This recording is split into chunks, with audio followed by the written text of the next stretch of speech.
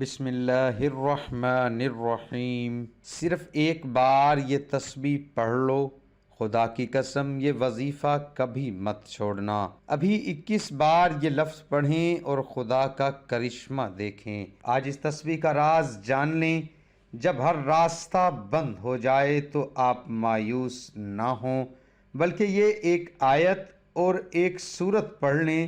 اس وظیفے کو پڑھنے کے بعد آپ خود اللہ کی مدد کو آتے دیکھیں گے۔ آج کی اس ویڈیو میں آپ کو ایک ایسا وظیفہ بتایا جائے گا تو مکمل بھی دیکھیے گا۔ محترم ناظرین، اللہ تعالیٰ آپ کے بڑے بڑے غم ختم فرما دے گا، بڑی بڑی بیماریاں اور جادو جنات سے آپ کی حفاظت فرما دے گا۔ یہ قرآن پاک کی ایک آیت ہے اور یہ کتنی برکتوں والی آیت ہے۔ تقریباً قرآن کی ہر سورت سے پہلے آیت پڑھی جاتی ہے۔ جب یہ آیت نازل ہوئی تو اللہ تعالیٰ نے اپنی عزت کی قسم اٹھا کر فرمایا کہ جو بندہ کسی کام کو شروع کرنے سے پہلے اس آیت کو پڑھے گا، میں اس کے کام میں اس کی مدد ضرور فرماؤں گا اور اسے برکت ضرور عطا فرماؤں گا۔ اللہ اکبر۔ یہ حدیث کا مفہوم ہے، وہ قرآن پاک کی برکتوں والی، رحمتوں والی آیت ہے۔ یہ پڑھتے رہنا ہے اور اس کے ساتھ آپ نے 21 مرتبہ سورۃ اخلاص پڑھنی ہے۔ کسی بھی نماز کے بعد آپ یہ عمل کر سکتے ہیں اور پڑھنے کے بعد پھر اللہ تعالیٰ سے دعا کرنی ہے۔ آپ نے یہ وظیفہ 3 دن کرنا ہے، تیسرے دن ہی آپ کو اللہ کی مدد پہنچ جائے گی۔ پھر اس آیت کو پڑھنا شروع کر دینا ہے۔ اس آیت میں 2 اللہ تعالیٰ کی ایسے صفاتی نام ہیں۔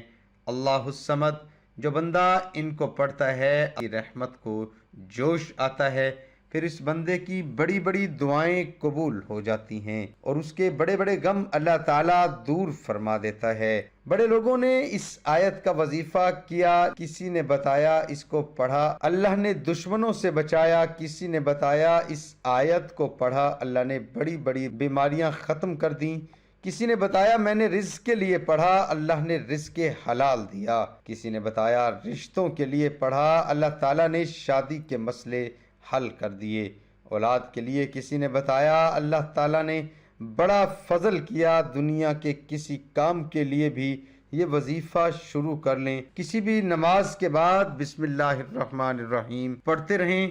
اس کے بعد آپ نے 21 مرتبہ سورۃ اخلاص پڑھنی ہے اور بعد میں اللہ سے دعا کریں۔ یہ وظیفہ آپ نے 3 دن کرنا ہے، آپ حیران رہ جائیں گے۔ اللہ تعالیٰ آپ کے ہر کام کو آسان کر دے گا اور آپ کی دعاؤں کو پورا فرما دے گا۔ ضرور پڑھیے گا۔ اس کے ساتھ نماز کا اہتمام بھی لازمی کریں۔ رسول اللہ صلی اللہ علیہ وآلہ وسلم نے فرمایا، جماعت کے ساتھ کسی کی نماز بازار میں یا اپنے گھر میں نماز پڑھنے سے درجوں میں کچھ اوپر 20 درجے زیادہ فضیلت رکھتی ہے، کیونکہ جب ایک شخص اچھی طرح وضو کرتا ہے پھر مسجد میں صرف نماز کے ارادے سے آتا ہے، نماز کے سوا اور کوئی چیز اسے لے جانے کا باعث نہیں بنتی، تو جو بھی قدم وہ اٹھاتا ہے اس سے 1 درجہ اس کا بلند ہوتا ہے، اس کی وجہ سے 1 گناہ اس کا معاف ہوتا ہے۔ اور جب تک ایک شخص اپنے مصلی پر بیٹھا رہتا ہے جس پر اس نے نماز پڑھی ہے تو فرشتے برابر اس کے لیے رحمت کی دعائیں یوں کرتے رہتے ہیں، اے اللہ اس پر اپنی رحمتیں نازل فرما، اے اللہ اس پر رحم فرما۔ یہ اس وقت تک ہوتا رہتا ہے جب تک وہ وضو توڑ کر فرشتوں کو تکلیف نہ پہنچائیں۔ جتنی دیر تک بھی آدمی نماز کی وجہ سے رکا رہتا ہے وہ سب نماز ہی میں شمار ہوتا ہے۔ رسول کریم صلی اللہ علیہ وآلہ وسلم نے فرمایا، اگر لوگوں کو معلوم ہو کہ اذان اور صف اول میں کتنا ثواب ہے اور پھر انہیں اس کے حاصل کرنے کے لیے قرآن دازی کرنی پڑتی تو وہ قرآن دازی بھی کرتے، اور اگر انہیں معلوم ہو جائے کہ نماز سویرے پڑھنے میں کتنا ثواب ہے تو لوگ ایک دوسرے سے سبقت کرنے لگیں، اور اگر انہیں معلوم ہو جائے کہ عشاء اور صبح کی کتنی فضیلتیں ہیں تو اگر گھٹنوں کے بل آنا پڑتا تو پھر بھی آتے۔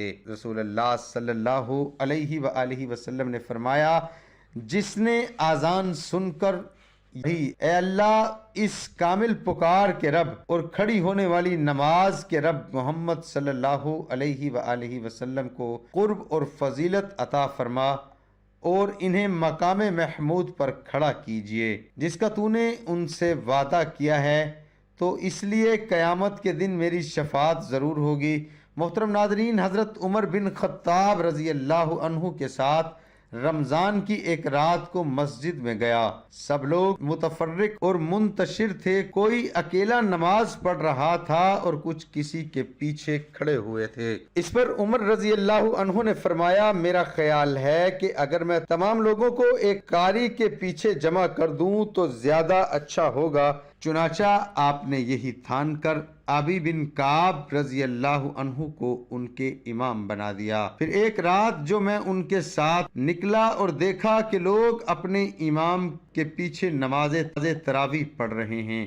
حضرت عمر رضی اللہ عنہ نے فرمایا، یہ نیا طریقہ بہتر اور مناسب ہے اور رات کا وہ حصہ جس میں یہ لوگ سو جاتے ہیں، جس میں بہتر اور افضل ہے جس میں یہ نماز پڑھتے ہیں۔ آپ کی مراد رات کے آخری حصے کی فضیلت تھی، کیونکہ لوگ اس نماز رات کے شروع ہی میں پڑھ لیتے تھے۔ محترم ناظرین، گزارش ہے کہ نماز کا اہتمام لازمی کریں، کیونکہ نماز پڑھنا ہر مسلمان مرد عورت پر فرض ہے۔ اللہ تعالی ہم سب کو 5 وقت نماز باجماعت ادا کرنے کی توفیق عطا فرمائے۔ دعا ہے کہ اللہ تعالیٰ میرا سنانا اور آپ کا سننا اپنی بارگاہ الہی میں قبول اور منظور فرمائے۔ آمین ثم آمین۔